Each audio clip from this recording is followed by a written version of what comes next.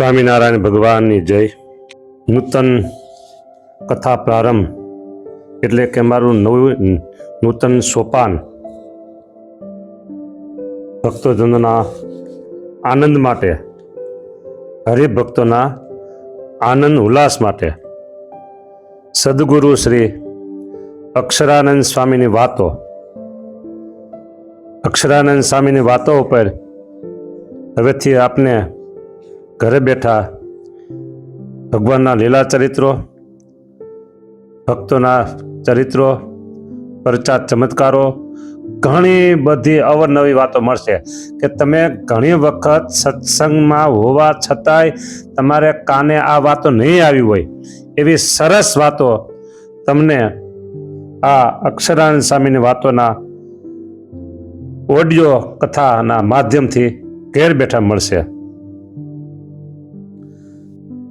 આજે તારીખ 23/11/2025 માગશર સુદ ત્રીજ અને રવિવાર.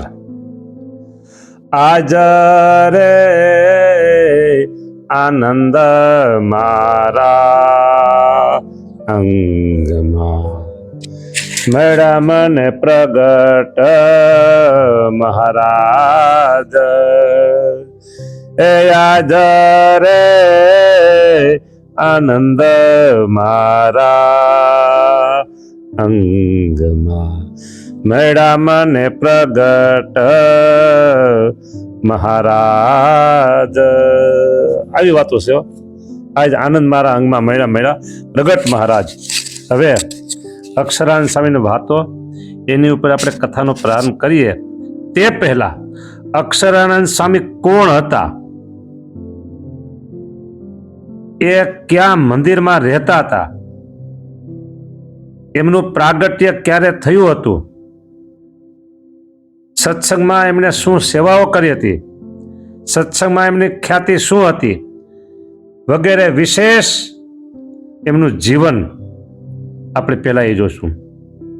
એમનો જન્મ ક્યાં, કુટુંબ પરિચય વગેરે, બાલ્યાવસ્થાથી માંડી અને સત્સંગમાં આજે સેવાઓ કરી, બ્રહ્મચારીની દીક્ષા લઈ વગેરે વાતો આપણે આજથી આ પ્રારંભ કરીએ છીએ. તો જેમ દરેક વનમાં ચંદનના વૃક્ષ હોતા નથી, બહુ તમે ધ્યાનપૂર્વક કથા સાંભળજો, બહુ મજા આવશે. હા હા હા, આનંદ થશે. દરેક વનમાં ચંદનના વૃક્ષ હોતા નથી, દરેક સ્ત્રી પતિવ્રતા હોતી નથી, તેમ દરેક માણસથી મહાપુરુષ બની શકાતું નથી. નાનપણથી જ જેનું હૈયું ભગવાનને ઝંખા કરતું હોય, ઓહો વાહ પ્રભુ વાહ, સંતોને જોઈને ખેંચાતું હોય, કથા વાર્તા કે સંત સમાગમમાં જેને આનંદ આવતો હોય, દેવ દર્શન, સેવા, સત્સંગ અને સ્મરણ કરવામાં જેનો જીવ ઠરતો હોય, તે મોટા થઈ મહાન સંત બને છે. હા હા હા, આવા અનેક સદગુણે યુક્ત સિદ્ધ યોગી એવા સદગુરુ બ્રહ્મચારી શ્રી અક્ષરાનંદ સ્વામી હતા. બોલો. ભગવાન શ્રી વચનામૃત અમદાવાદનું બીજું કહે છે, એમાં કહે છે, એવા જે મુક્ત હોય તે જો કોઈક કાળે દેહ ધરે તો જેમ ભગવાન સ્વતંત્ર થકા દેહ ધરે છે તેમ તે પણ સ્વતંત્ર થકો દેહ ધરે છે, પણ કાળ કર્મ ને માયા તેને આધીન થકો દેહને નથી ધરતો. મુક્ત પણ શ્રીહરિની પેઠે દેહ ધરવામાં તથા દેહ ત્યાગ કરવામાં સ્વતંત્ર હોય છે.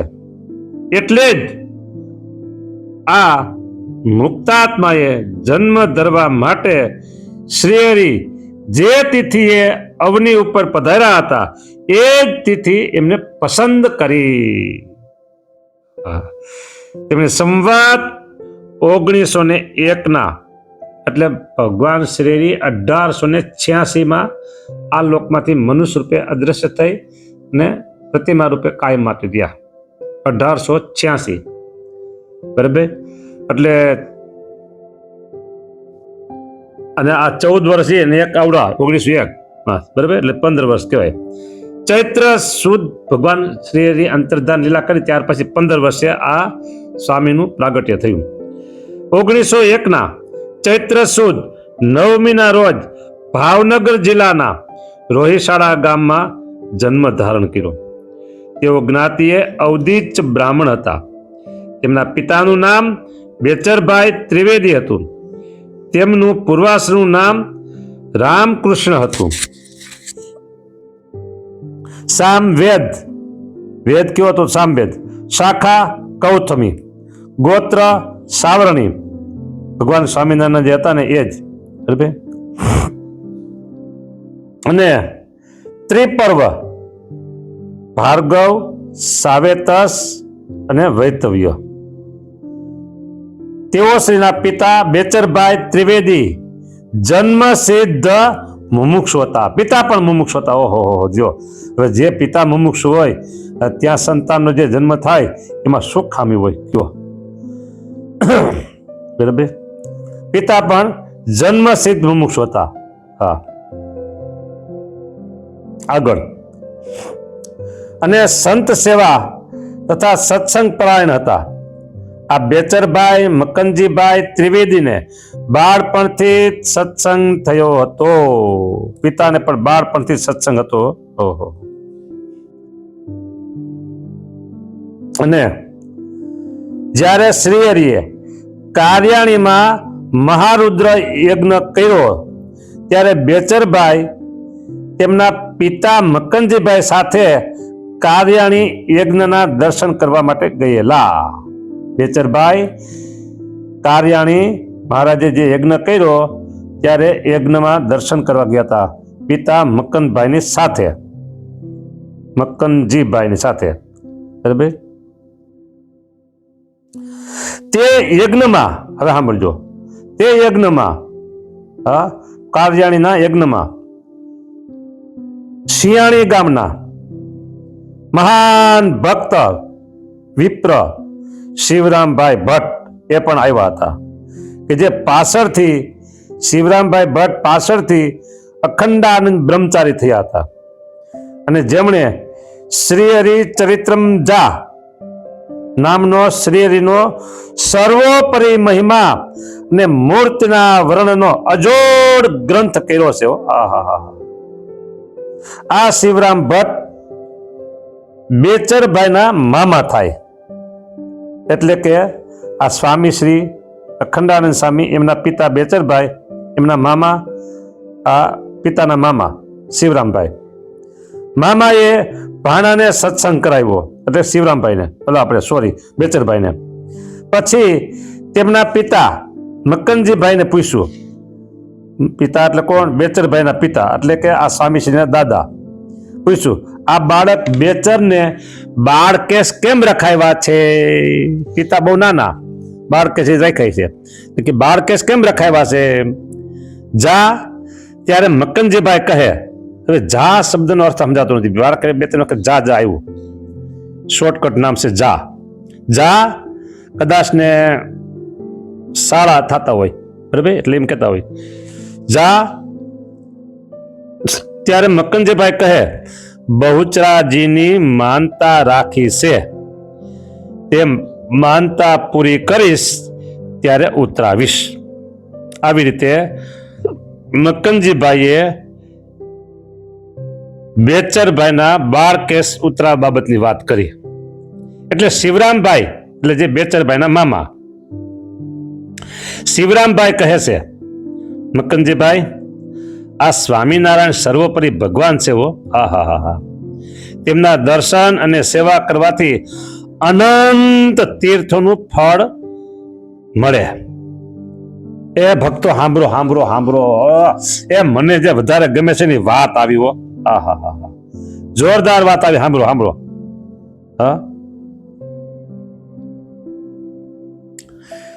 આ સ્વામિનારાયણ ભગવાન સર્વોપરી છે. એમના દર્શન અને સેવા કરવાથી હો અનંત તીર્થોનું ફળ મળે. ઓહ જો તો ખરા, એટલે તો કીર્તનમાં ગાયું છે કે ન ગઈ ગંગા ગોદાવરી કાશી, મને ઘેર બેઠા મળ્યા અક્ષરધામના વાસી, હું તો તપરે તીર્થમાં કાંઈ નવ જાણું. ઓહો સહેજે સહેજે હું તો સુખડા રે માણું. પછી કે પૂર્વનું પુણ્ય પ્રગટ થયું જ્યારે, આ સ્વામિનારાયણ મને મળ્યા ત્યારે, આ સ્વામિનારાયણ મળ્યા ત્યારે. એ જો સાંભળો પૂર્વનું પુણ્ય પ્રગટ થાય ને ત્યારે જ આવો જોગ સમાગમ મળે છે. એ વાત 100% રાઈટ છે. 33 કરોડ દેવતાઓ અને તમામ દેવીઓનું પૂજન શ્રીના પૂજનમાં આવી જાય. જે મૂળીએ પાણી રેડે તો આખો વડ લીલો થાય, તેમ આ શ્રીજી મહારાજ તો સર્વે અવતારોને તથા સર્વે દેવદેવીઓ તથા ઈશ્વરોનું મૂળ કારણ છે અને સર્વે અવતારો શ્રીમાંથી જ થાય છે અને શ્રેયરીમાં પાછા સમાય છે. એવું મેં નજરે નિહાળીને સ્વામિનારાયણ ભગવાનનો આશરો કર્યો છો. આ શિવરામ વિપ્ર જુઓ તો ખરા, સિયાણી આવો નજરે જોઈને બોલે છે, અનુભવની વાત છે. અનુભવની વાતમાં પછી બીજું કાંઈ નો આડું આવ્યો. બોલો એ કે છે મારો અનુભવની વાત છે, નજરે જોઈ નિહાળીને સ્વામિનારાયણ ભગવાન મેં આશરો કર્યો, એમને આશરો નથી કર્યો ભાઈ, હું ભણન ગણે સૌ કે માટે મારું જો માનતા હો તો આ બેચરના બાળકે અહીં ઉતારો કાર્યાળી, જેમ હાથીના પગલામાં સર્વે પગલા સમાય જાય તેમ અહીં આ બાળકના બાળકે ઉતારશો તો અનંત માતાજીની માનતાનું ફળ તમને અહીં પ્રાપ્ત થશે. વાહ રે વાહ. મકનજીભાઈ ને પોતાના શાળા શિવરામ વિપ્રની વાત અડી ગઈ અને કાર્યાણીમાં તળાવને કાંઠે જ્યાં શ્રીહરિ બેસતા તે જ જગ્યાએ બેચરભાઈના બાળકે સુતાર્યા. પછી મહારાજને હાથે જ બેચરભાઈને વર્તમાન ધારણ કરાવ્યા.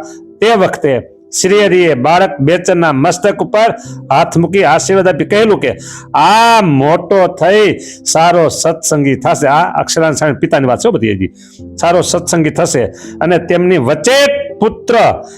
વચેટ પુત્ર તો બાપ કરતા પણ સવાયો થશે. પાછું જા એવું હોય કે આમ તે બાપ બેટો બંને શ્રીહરિની કૃપાના પાત્ર બનેલા.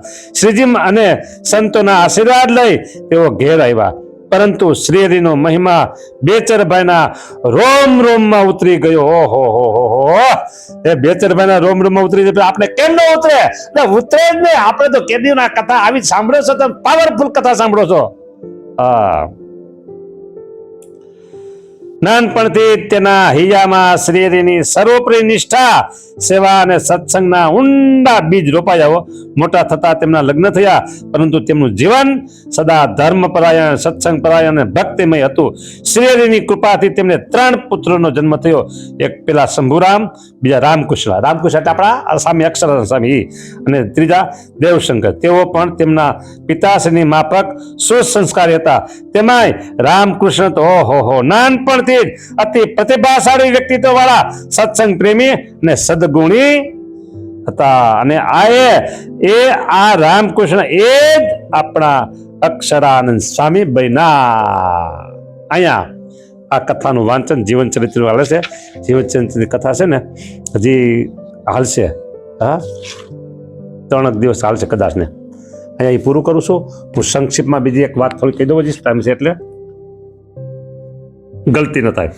જો અક્ષરાનંદ સ્વામી, એમનું જન્મસ્થળ ગામ રોહિશાળા, ભાવનગર જિલ્લો, જ્ઞાતિ અવદિત્ય બ્રાહ્મણ, પિતાનું નામ બેચરભાઈ ત્રિવેદી અને સ્વામીશ્રીનું નામ રામકૃષ્ણ.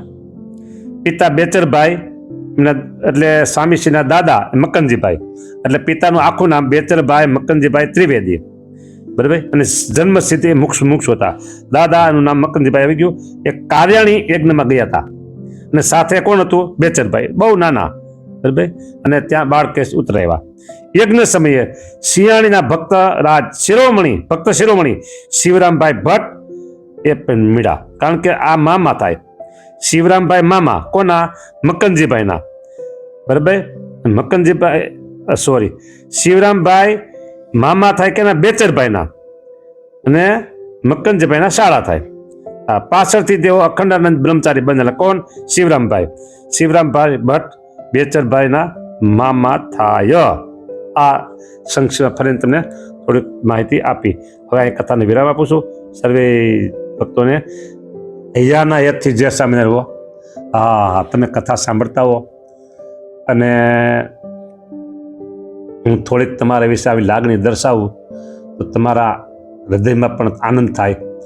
બરાબર. તમને આનંદ થાય એ આનંદ મારો, તમને હરખ થાય એ હરખ મારો, તમે પ્રફુલ્લિત રહો એ પ્રફુલ્લતા મારી.